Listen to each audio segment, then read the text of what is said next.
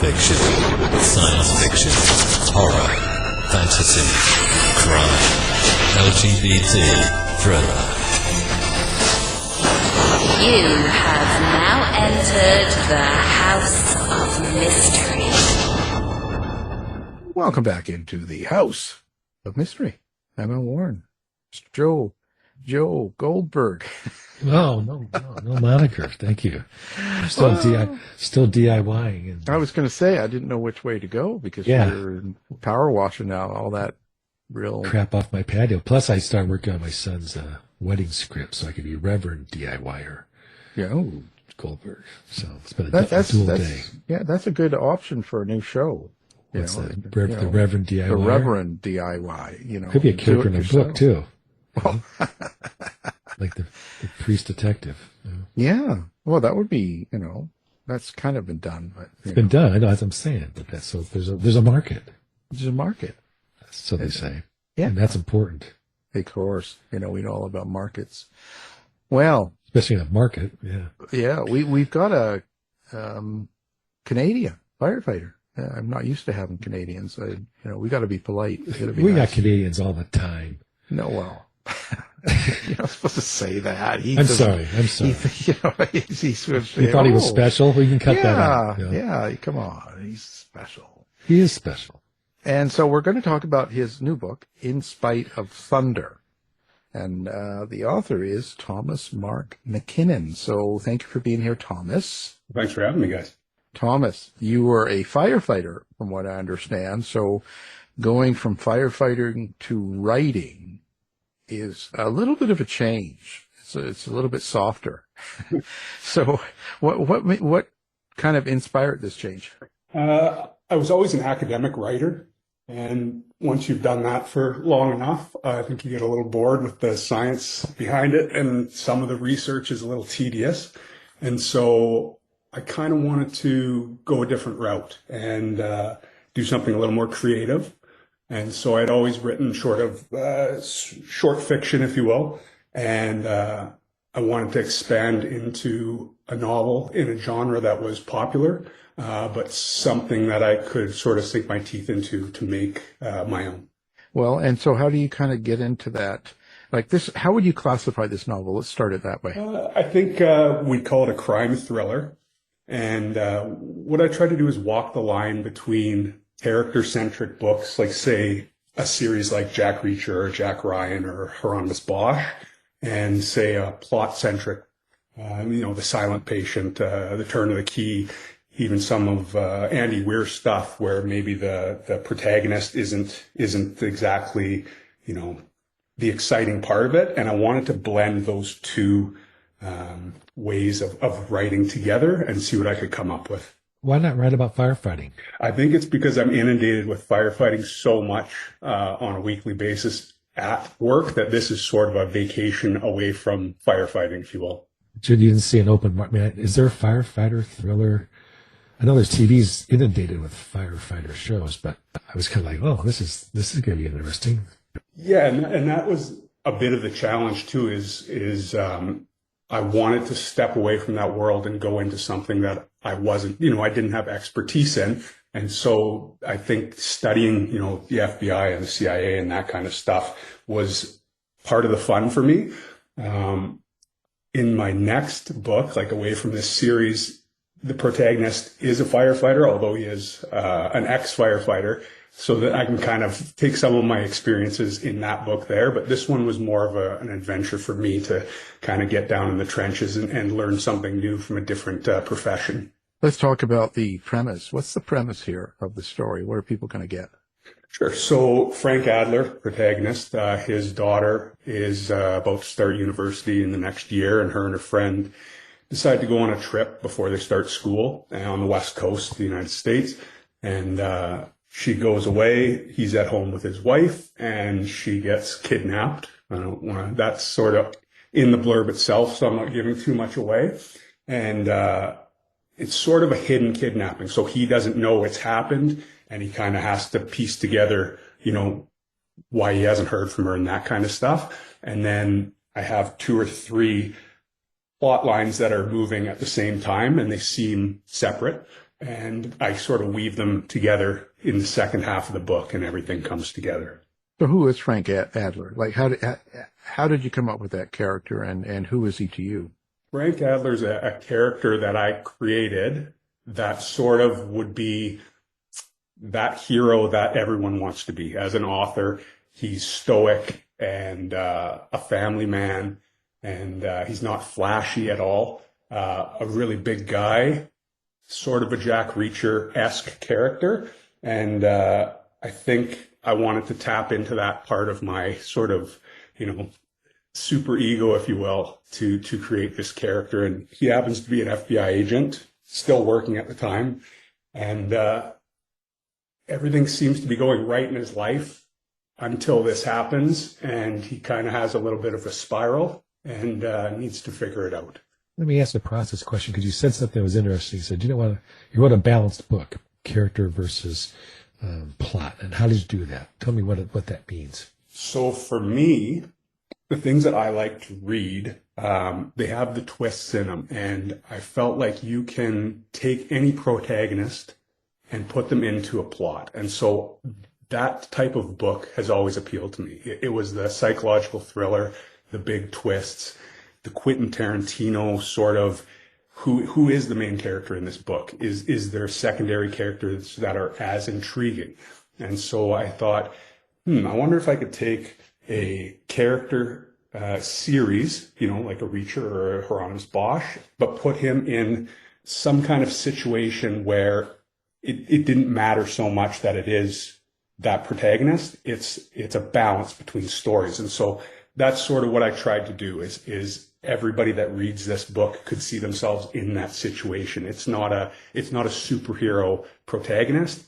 It's what everybody kind of thinks that they might be in a situation when it happens like this. Any reason that you chose him to be an FBI agent? So obviously it's based in the U.S., not Canada, and not CSIS. So is there something that led you down to FBI rather than any other agency? I mean, there's some FBI, some CIA being spoken of in there, but I think because my interests as a reader have always sort of been down that path, and I thought I'd be able to sort of parse my research in that way. I just found that was probably, I'm not going out on a limb of something I don't know at all. And that's sort of why I went with the FBI agent. Well, if you need someone to star in the play when it becomes, Joe's an old CIA guy, so he can... Yeah, I read that. That's pretty interesting. Yeah, it's not that interesting. Well, I could give you my nephew. He actually works for the FBI. He's actually... Oh, is that right? He's probably going to be retiring soon, 20-some years. He's actually in Chicago. Oh, wow. Yep, he's good. Anyway. And he loves it? Yes, and in fact, I'm asking some questions again for some research that I'm doing. He's kind of stoic about that, but it's kind of a good source sometimes. Well, can I ask you a question then on character building? Keep going back to the process thing. What attributes does Frank have that you wanted to make sure he had versus the antagonist? Sure. Stoicism's probably number one. Frank's not looking for trouble, but when trouble comes, he steps up. So he's not a flashy character.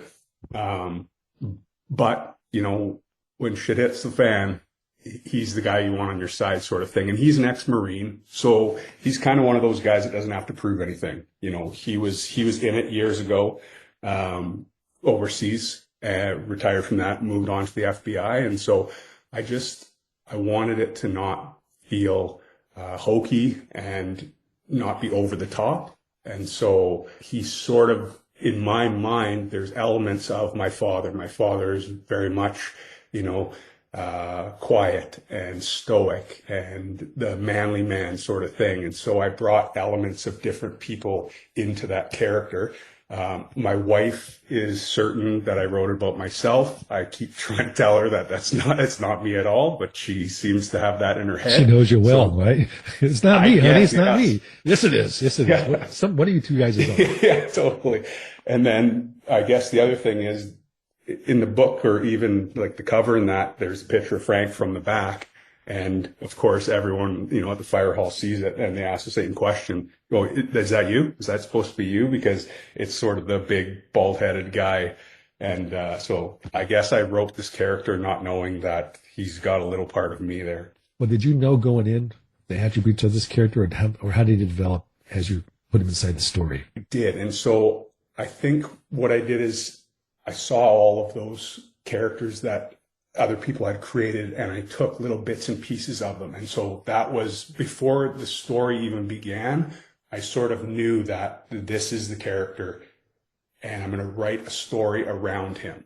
And again, it didn't matter so much that he's the guy for this plot. He just happens to be in this plot, but I knew who I wanted for my protagonist. And even more so, he has a partner named Mike, and Mike was built off a very specific idea that I had in my head of who I thought Mike was as well. So I definitely had the two partners in my mind before I sort of put the plot together. So a lot of writers we talk to, some of them experience their characters, like it's like a real person in a sense. Like they know what they look like, the sound of their voice, they hear them. The character actually contributes to the story, as they would say it.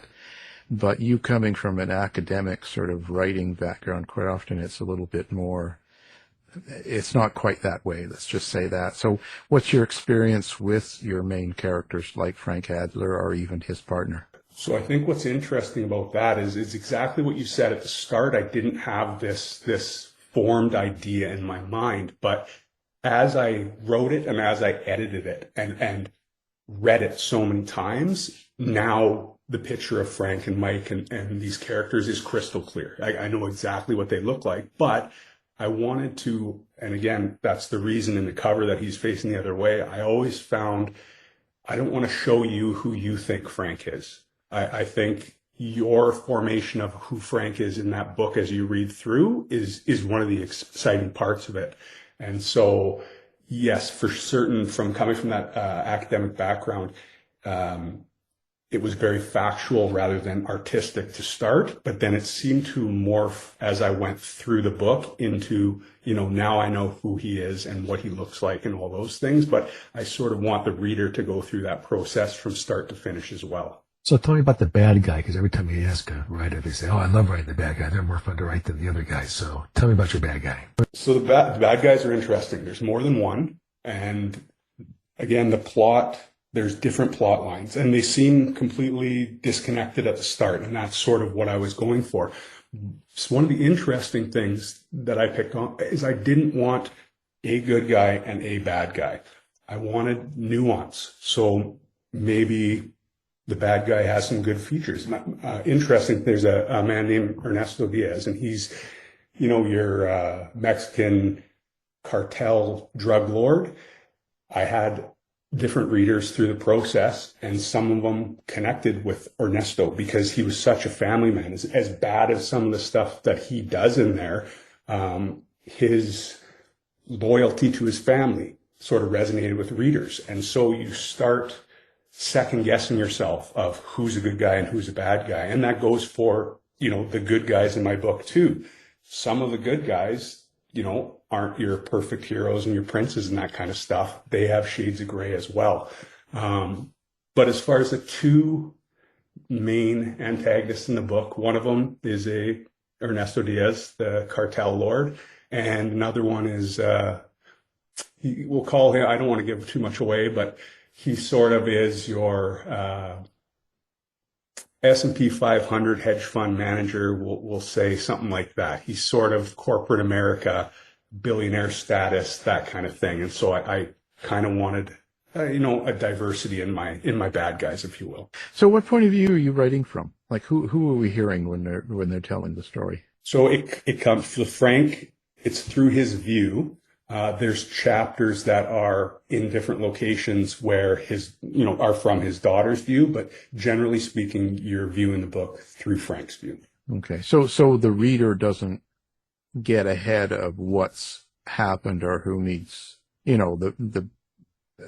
don't know more than, let's say, Frank does. And so that's sort of an interesting part of the story is you do get glimpses into, what's happening to Sarah, his daughter, that Frank is not privy to. And so you do have a little bit of that where, you know a little bit more than Frank, and you're watching him figure it out. So you feel, less of a spectator, and you kind of have this, ghostly thing going on where you're watching him sort of discover what you've discovered, a chapter before, that kind of thing. And then as well, the book's not chronological in order. There's 41 chapters. You start, I think, around chapter 31. So, chapter 1 and 2 are actually 31, 32 or something like that. Then you go back to chapter 1 and you work your way through, and then again, re-engage in that chapter 1, somewhere around chapter 34 or so, and then it comes to the finish. And I brought up a question, but let me ask this other one first. I don't know where this book takes place. It's not out yet. What's the locations for your characters, for your action? So 3 main locations. You're in New York to start. The trip is in San Diego. That's where it's their point of origin for their vacation. And then it all takes place in Mexico as well. Why those places? I'm from the West Coast, so I think I wanted to include that somewhat. New York seemed like a hub for the FBI, so that's sort of why I chose that. And then as far as the Mexican cartel storyline went, Mexico is probably the best idea for having that storyline, and so that's sort of what I dug into there. And I sort of try to you feel seasons in my writing, in a sense, in where they are geographically sort of fits in with the mood of the chapters. Well, besides Mexico, which is obvious, how important is location to the story? Or could it take place in Chicago and San Francisco? Absolutely. Yep, absolutely. It could have been anywhere. The West Coast trip was starting in San Diego, and they're moving north. And so I wanted at the end of the trip that was supposed to happen before the abduction was supposed to end up in Canada. And I said, I want to make sure there's at least a little bit of Canada in there. Gosh darn it, you Canadians, you're everywhere. Yeah, that's right. Yeah. So, it wasn't the New York, San Diego, Mexico thing it wasn't set. It just sort of blended in that way, and everything sort of made sense. And so that's the direction I took. So Violence, killing off of people and that sort of area, action, you might call it. How do you write those scenes, and is there a lot of them in there? Is it like a real aggressive sort of book, or how do you describe it? Yeah, and I would say so. Again, because it starts in the middle of the story, we start with the action scene. So that's what I wanted to do, was capture the attention rather than do my building from, word one. I wanted the action, people to understand what the book was going to be. It fits into that crime thriller genre. It's quick paced. And so for me, I think I'm a big movie buff. I took little bits and pieces out of, everything I've seen over the decades. And, there's fist fights. I had to learn a lot about guns and weapons and that kind of stuff to write them in there. These guys are former Marines, so I had to familiarize myself with that. It's not overly gratuitous. There's definitely scenes as the action picks up through the second half of the book, and I tried to keep it as real life as I could. There's not too much that's ridiculous over the top. It tries to hold true to real world physics and that kind of stuff as best I could in a Frank Adler world. But it was interesting process, especially with the weapons, I think. You said that one of the characters' point of views is the daughter character. Yes. How'd you do that? Was there any issues with creating the daughter character? The daughter character, as I wrote, I had to put more and more layers into it. That was one of the issues that I think I found is I wrote many secondary characters very deeply. There's chapters in this book dedicated solely to secondary characters, and that sort of came from that, like I said, Quentin Tarantino, where you watch a Pulp Fiction and you can't really figure out, well, who is the protagonist here? These are all equally interesting characters.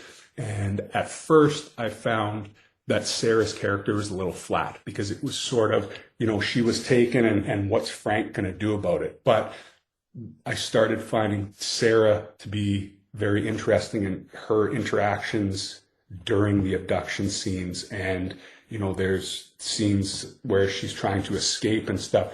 And I think that was probably where I could create depth in her characters. How she reacted, how would you react if you woke up in a bedroom and that kind of stuff, chained to a bed.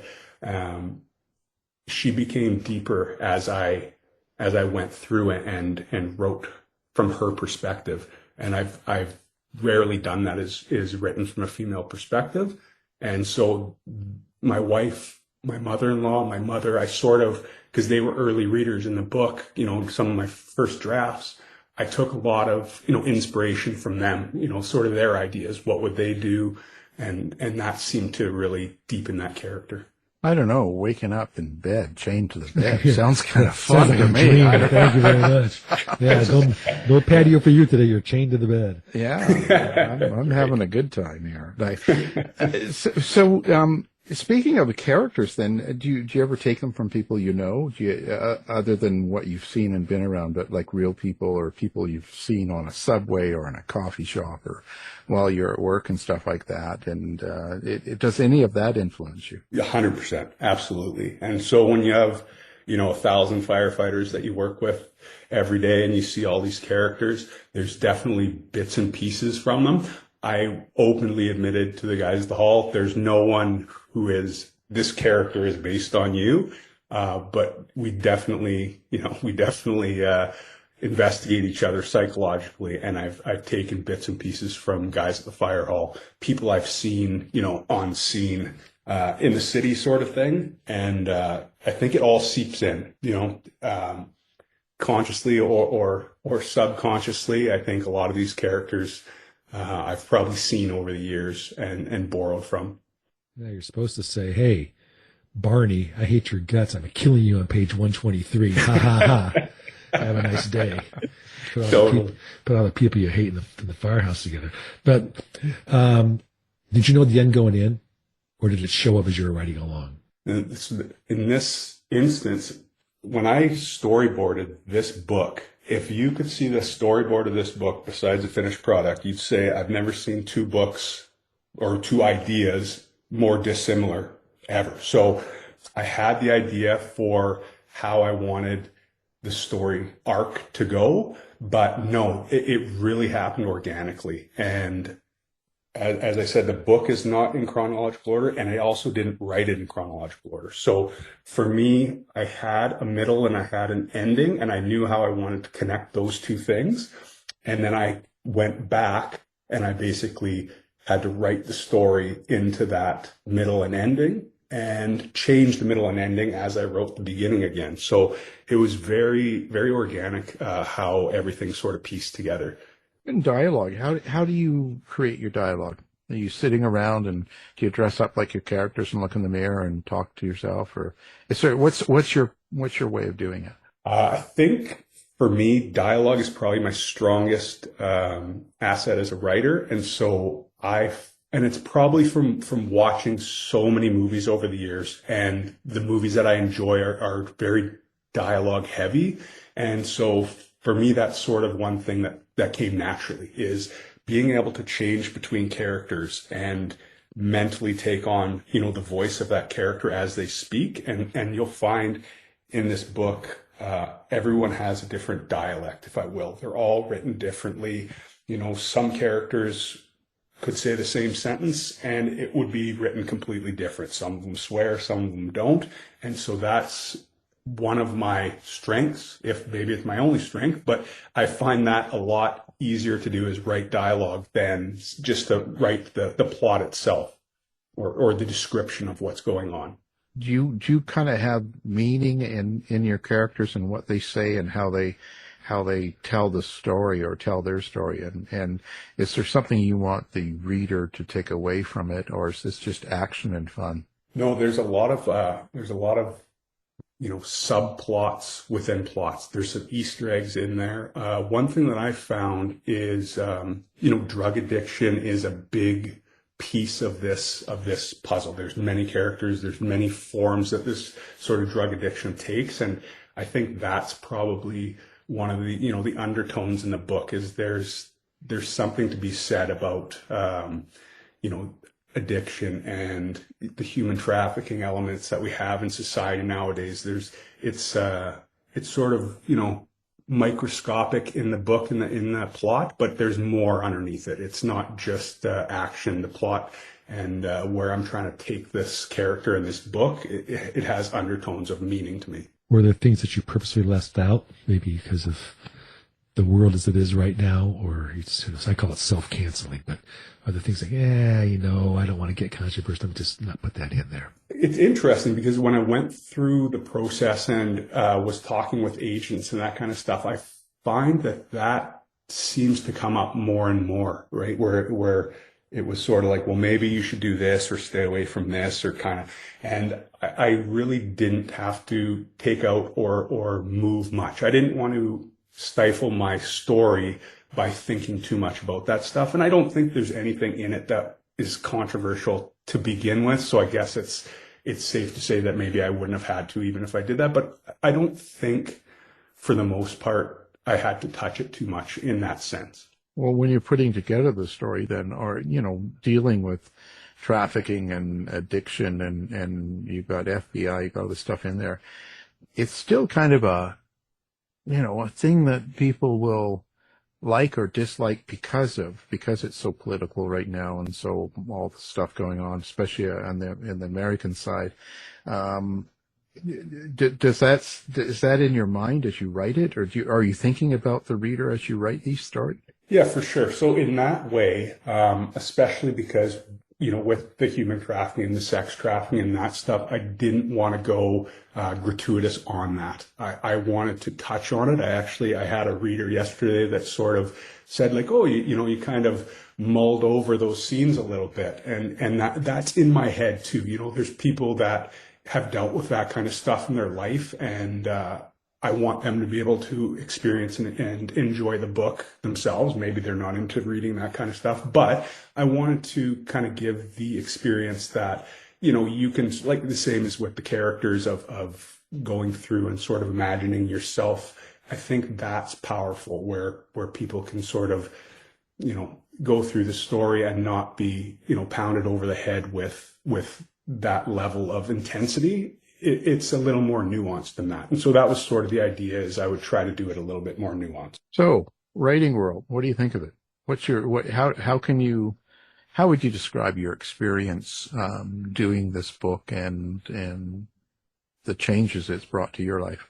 I think you definitely have days where you think it's the greatest thing you've ever done. You love it. The experience is fulfilling, and creating something out of thin air is amazing. And then the next day, when you're going through the tedious edits or you have a little bit of writer's block, you think, why did I ever take this on?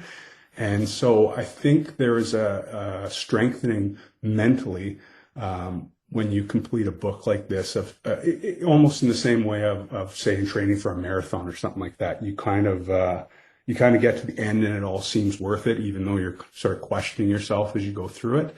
Now that I've reached this finish with the first of the Frank Adler series, I'm excited to keep going. I've decided, I wrote it so that it's pretty obvious that it has potential for a sequel. And then there's also a origin story for one of the secondary characters that takes place, 40 or 50 years before this book happens. And so now that I've navigated my way through one Frank Adler novel, I can sort of, I have a better understanding of where it's going to start and how it's going to feel in the middle and where it's going to finish, I think. I'll just wait for the reviews. Don't write that sequel, I'll tell you. Yeah, that's a whole new experience when it comes out. So this comes out, August 31st is the release date, right? Yep, you bet, correct. Perfect. Now, people, can they find you anywhere? Are you around on social media? Do you do a website? Do you have like a bar that you hang out in that you want people to come visit you? Like, where do people find you? Yeah, so website is thomasmarkmckinnon.com. On social media, I think everything is under TM McKinnon, author. I think that's how it's set up on almost everything. I haven't had a drink in, I think it's probably been almost 20 years since I've had a drink, so there's no bars, but lemonade stand. yeah, totally. I mean, just listen for the sirens in Vancouver. I guess I'm usually on the other end of those things. Oh, there's never any sirens in Vancouver. Yeah. Anyway, so what are you going to do next? Are you actually going to get into the a second novel with these characters, or are you going to take a break or do something else?